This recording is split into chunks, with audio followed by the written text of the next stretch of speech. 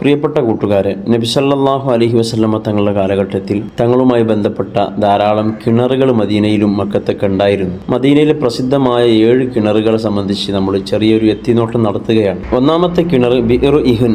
ഇത് അവാരിയിലാണ് സ്ഥിതി ചെയ്യുന്നത്. നബി സല്ലല്ലാഹു അലൈഹി വസല്ലമ തങ്ങൾ ഈ കിണറ്റിൽ നിന്ന് വെള്ളം കുടിച്ചിട്ടുണ്ട്, അതുപോലെ തന്നെ വുളൂ ചെയ്തിട്ടൊക്കെ ഉണ്ട്. രണ്ടാമത്തെ കിണർ മസ്ജിദ് ഖുബായിന്റെ തൊട്ടടുത്ത് സ്ഥിതി ചെയ്യുന്ന ബിഇർ അരീസാണ്. ബിഇർ അരീസിലേക്കാണ് നബി സല്ലല്ലാഹു അലൈഹി വസല്ലമ തങ്ങൾ അവിടുത്തെ കാലുകൾ തൂക്കിയിട്ടുകൊണ്ട് ഒരു ദിവസം ഇരുന്നു. അങ്ങനെ ബഹുമാനപ്പെട്ട അബൂബക്കർ സിദ്ദീഖ് റളിയല്ലാഹു അൻഹു, ഉമർ ഇബ്നുൽ ഖത്താബ് റളിയല്ലാഹു അൻഹു, ഉസ്മാൻ ഇബ്നു അഫ്ഫാൻ റളിയല്ലാഹു അൻഹു ഇവരൊക്കെ കടന്നു വന്നു. അങ്ങനെ നബി സല്ലല്ലാഹു അലൈഹി വസല്ലമ തങ്ങൾ സ്വർഗ്ഗം കൊണ്ട് സന്തോഷ വാർത്ത അറിയിക്കുകയും ചെയ്തു. എന്നിട്ട് നബി സല്ലല്ലാഹു അലൈഹി വസല്ലമ തങ്ങൾ അബൂബക്കർ സിദ്ദീഖ് റളിയല്ലാഹു അൻഹു മോതിരം കൈമാറി.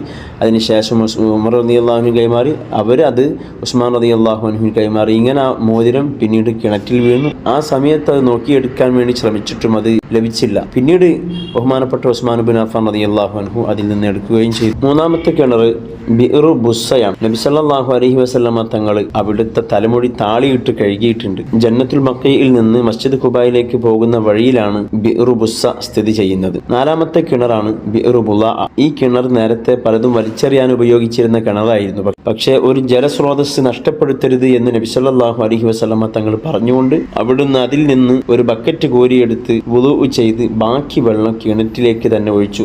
ഒപ്പം കിണറ്റിലേക്ക് അവിടുത്തെ ഉമിനീരും എത്തിച്ചു. ഈ ജലം രോഗികൾക്ക് മരുന്നായി ഉപയോഗിക്കാറുണ്ട് എന്ന് സ്വഹാബത്ത് പറയുന്നുണ്ട്. അഞ്ചാമത്തെ കിണർ ബിഇർ ഖുർസാൻ. മസ്ജിദ് ഖുബാഇന്റെ കിഴക്ക് ഭാഗത്താണ് ഇത് സ്ഥിതി ചെയ്യുന്നത്. നബി സല്ലല്ലാഹു അലൈഹി വസല്ലമ തങ്ങൾ ഇതിൽ നിന്ന് കുളിച്ചിട്ടുണ്ട്. അതുപോലെ തന്നെ അവിടെ നിന്ന് വെള്ളം കുടിച്ചു, വുളൂ ചെയ്തു. വുളൂഇന്റെ ബാക്കി വെള്ളം ഈ കിണറ്റിലേക്ക് തന്നെ ഒഴിച്ചു. നബി സല്ലല്ലാഹു അലൈഹി വസല്ലമ തങ്ങളുടെ ജനാസ കുളിപ്പിച്ചത് ഈ കിണറ്റിലെ വെള്ളം കൊണ്ടാണെന്ന് ചരിത്രം. ആറാമത്തെ കിണർ ബിഇർ റൂമയാണ്. ഇത് നബി സല്ലല്ലാഹു അലൈഹി വസല്ലമ തങ്ങൾ മുഹാജിറുകളും മദീനയിലേക്ക് വന്ന സമയത്ത് നാടിന്റെ വെള്ളം അവർക്ക് പിടിച്ചില്ല. റോമാ കിണറിലെ വെള്ളം മാത്രമാണ് അവർക്ക് ഇഷ്ടപ്പെട്ടത്. അങ്ങനെ അതിലെ വെള്ളം കിണറിന്റെ ഉടമ വിൽക്കുന്നത് ഒരു തോൽപാത്രം, ഒരു മുദ്ദ് വിലക്കാണ്. എന്നാൽ ഉസ്മാൻ ഇബ്നു അഫ്ഫാൻ റളിയല്ലാഹു അൻഹു നബി സല്ലല്ലാഹു അലൈഹി വസല്ലമ തങ്ങളുടെ ആഗ്രഹപ്രകാരം ആ കിണർ ആയിരക്കണക്കിന് ദിർഹം വില കൊടുത്ത് വാങ്ങി ശേഷം മുസ്ലിമീങ്ങൾക്കായി വിട്ടുകൊടുത്തു. വാദി അഖീഖിന് താഴെ മസ്ജിദുൽ ഖിബ്ലത്തൈനിലേക്ക് പോകുന്ന വഴിയിലാണ് ഈ കിണർ സ്ഥിതി ചെയ്യുന്നത്. ഏഴാമത്തെ കിണർ ബൈറുഹ ആണ്. അബൂ ത്വൽഹത്തുൽ അൻസാരി റളിയല്ലാഹു അൻഹുവിന്റെ സ്വത്തായിരുന്നു ഇത്. ബഹുമാനപ്പെട്ടവർ ഇത് സ്വതക്ക ചെയ്തു.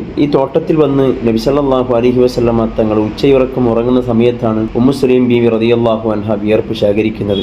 ശേഖരിച്ച വിയർപ്പ് സുഗന്ധദ്രവ്യ നിർമ്മാണത്തിനും അതുപോലെ രോഗശമനത്തിനൊക്കെ ഉപയോഗിക്കും. ഹറമിന്റെ വിപുലീകരണത്തിനു വേണ്ടി കിണർ പിന്നീട് പൊളിച്ചു മാറ്റപ്പെട്ടു. മേൽ പറയപ്പെട്ട 7 പ്രസിദ്ധ കിണറുകൾക്ക് പുറമെ ധാരാളം കിണറുകൾ വേറെയുമുണ്ട്. ഇൻഷാ അല്ലാഹ് വിശാലമായി പിന്നീട് പറയാം.